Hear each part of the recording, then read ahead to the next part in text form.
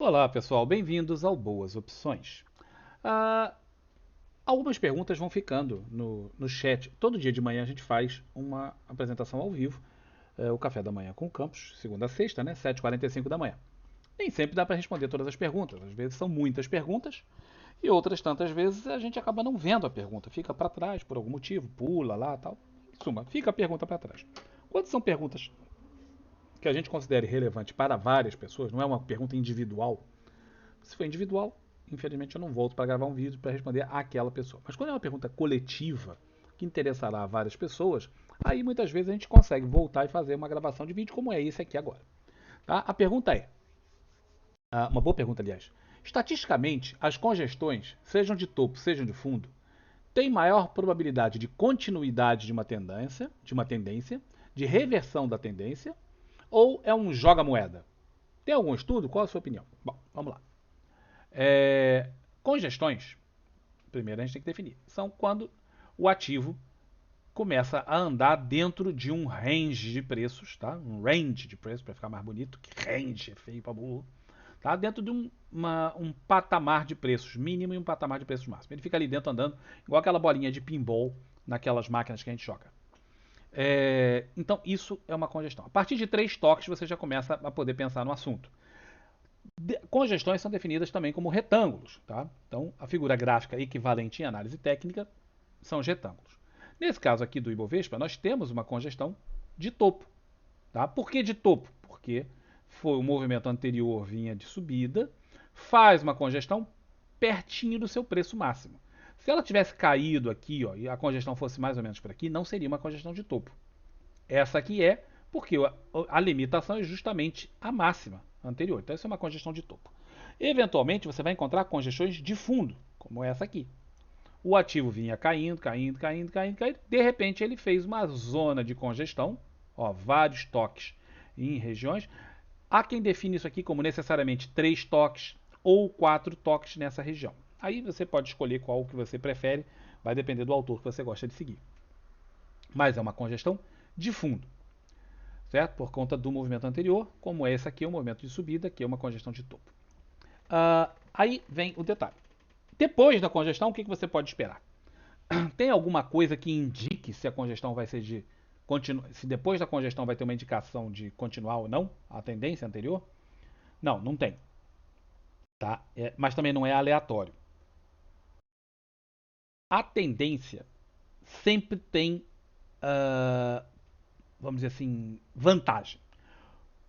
O mercado tende a se manter fazendo o que ele vinha fazendo. Então, se tinha uma tendência de alta, a presunção é que isso aqui vai romper numa tendência de alta. Porém, quanto mais longa for essa congestão, menor é a pressão da memória anterior. O mercado funciona por memória. Então, qual a memória que as pessoas tinham aqui nessa fase? Pô, tinha uma tendência de alta enorme e o cara tá aqui, ó, tô querendo, isso aqui podia ser só um pivô de alta. E o cara tá aqui, ó, quero que suba. E aqui? Aqui o cara já tem, ó, pontos por uma congestão? Sim, tem. Mas o cara ainda tem muito fixo na cabeça dele que isso aqui é uma subida. Quanto mais longo isso aqui vai ficando, menos o cara que está entrando no mercado para operar por aqui assim, ó, está pensando que isso aqui é uma subida. Ele já olha e fala: não, isso aqui não é uma subida, isso aqui foi uma subida, isso aqui é uma congestão. Então, quanto mais esse tempo aqui andar maior, quanto mais longo for isso aqui, pior é para a continuidade do movimento. Tem algum número de candles? Não. Mas se você for olhar os trabalhos do Wall Brooks, você vai ver que depois de uma congestão, desculpa, depois de uma tendência muito forte, quando a tendência se resolve, ela geralmente se resolve no movimento de duas pernas, 10 candles. Mas ele trabalha isso nos 5 minutos. O Wall Brooks trabalha isso no intraday. É possível projetar isso para o day trade, desculpa, para o swing trade, como é aqui?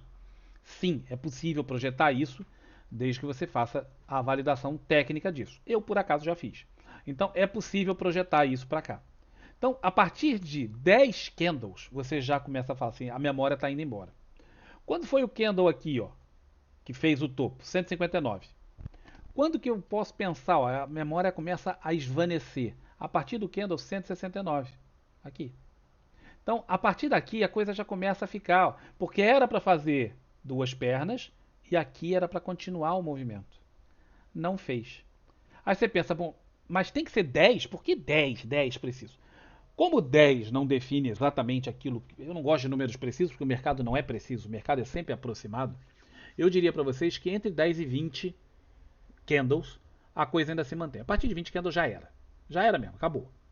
Tá? A tendência anterior já morreu totalmente. Então você pode trabalhar entre 10 e 20 candles, que é exatamente o que eu faço. Quando foi o topo? 159. Quando foi 20 candles mais? 179. A partir daqui, qualquer presunção dessa tendência ainda continuar, morreu. Dos 10 aos 20 candles você vai ter a partir disso.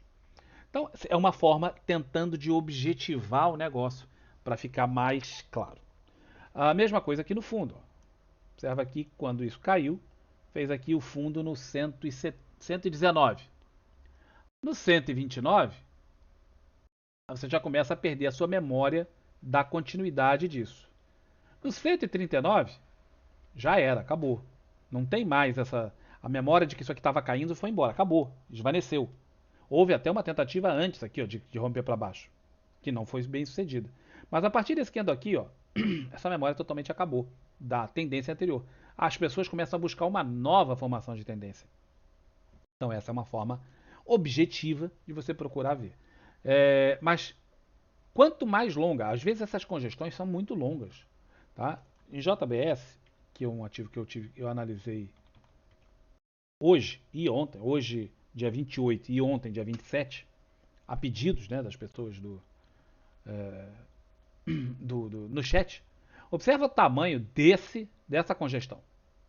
A tendência anterior era de alta, não tinha a menor dúvida. É uma tendência de alta grande. Aqui teve um movimento forte, não sei exatamente porquê, mas alguma coisa atingiu o ativo com pressão, mas não interferiu no movimento total. Continuou sendo desde o crash de 2020 que o ativo vinha subindo, congestionou, ameaçou perder aqui tudo isso, fazendo aqui. Isso aqui é uma tendência de baixa no curto prazo, primária, secundária e terciária. Depois disso, ele engrenou já no final de 2020 uma tendência de alta e vinha nessa tendência de alta direto até aqui. Chegou aqui, ele congestionou. Essa congestão é enorme, tá? Para vocês terem uma ideia, aqui ela tem, deixa eu ver aqui o número de candles preciso. Tá mais ou menos assim, tá? Não vou botar 100%, mas mais ou menos, foi até aqui, porque o desenho tá só aqui, mas a congestão veio até aqui. 180 dias, 171 candles. É uma congestão gigante. Não há mais nenhum tipo de memória aqui do que vinha acontecendo antes. Tá? Aqui já começa a ser, nessa fase, já começa a ser, não é moeda, não é fazer, é moedinha, é sorteio. Não, tá? Não é sorteio. Tá? Você vai ter que começar a ver o que a análise técnica vai te indicando. Mas aqui está em congestão, você vai esperar um rompimento para um lado ou para o outro. E vai trabalhar o que for. Há como olhar isso aqui através do OBV. Vamos botar o OBV aqui para vocês darem uma olhada. Deixa eu pausar o vídeo e botar o OBV. Aqui nós temos o OBV. O OBV On Balance Volume. Tem uma formulazinha, mas não é nada muito complicado e tal. Ele vai meio que somando. Quando o candle é positivo, ele soma o volume. Quando o candle é negativo, ele diminui o volume e vai traçando esse negócio aqui. No OBV, você pode traçar linhas de tendência. Sim, no OBV. E aí, isso pode te dar uma indicação do que você pode esperar do ativo aqui em cima. Tá? Vamos lá, vamos traçar as linhas de tendência. Se eu traço uma linha de tendência aqui, ó, por aqui assim, quando chega nessa fase, perde a linha de tendência no OBV. Observe que o ativo até está ameaçando subir. Pensa que aqui, ó, ele tá, isso aqui é o que se chama de uma acumulação. Provável acumulação. Ele está no topo de uma congestão e começa a ficar ali, ele não desce mais. E o OBV está subindo. Isso aqui nos indica a acumulação. Tá? Então está acumulando, está acumulando, está acumulando. Tentou romper. Show de bola. Tentou romper, mas não foi um rompimento com volume. Se você olhar lá embaixo, você vai ver que não teve volume. Ok? Então, e além de não ter volume, quando voltou, perdeu a linha de tendência no OBV. Isso é muito ruim. Isso é muito ruim para o ativo. Porque a linha de tendência no OBV te chama a atenção de que o movimento da acumulação de gente comprando acabou. Isso já era, perdeu. Aí você vai ver aqui, ó, ele veio, continuou na congestão. Tá? Ela não está no desenho, mas a congestão vem, vem, vem, vem, vem. Aí você vê, deixa eu tirar essa linha, E você vê que o OBV está trabalhando essa fase toda aqui, andando meio de lado. Ele não nem sobe nem desce. Aí você tem uma congestão também no OBV. Vamos traçar a congestão no OBV. Deixa eu botar ela aqui. Congestão no OBV. Cadê a linha, rapaz? Essa linha aqui. Pronto. Então, essa fase aqui, ó, nós temos uma congestão no OBV. Ele vai lá em cima, vai aqui embaixo, vai lá em cima, vai aqui embaixo. Ora, quando perde essa linha no OBV, mais ou menos junto, quando ele perde aqui, é um mau sinal. Sinal de que a coisa não está indo. E a coisa dali para baixo, ó, o OBV vai caindo e aqui é uma indicação também para você ir seguindo lá para baixo. Eu não uso o OBV, eu não gosto. Tá? Muita gente usa. Você vai ver outras pessoas traçando aqui, ele poderia traçar uma linha de tendência também. Ó. Por exemplo, eu botei uma congestão, mas você poderia traçar uma linha de tendência. Aqui, ó. Talvez fosse até melhor. E quando perdeu a linha de tendência no OBV, ó, acho que essa aqui teria sido a visualização melhor do que a minha congestão que eu falei antes. Quando perde a linha de tendência no OBV, o cara fala, já era. Como aqui tinha sido, aqui também vai. Certo? Então, ó, o cara olha isso e fala, não, já era. Então, é uma das formas que você pode ter para, vamos dizer assim, ter uma certeza maior do que vem acontecendo.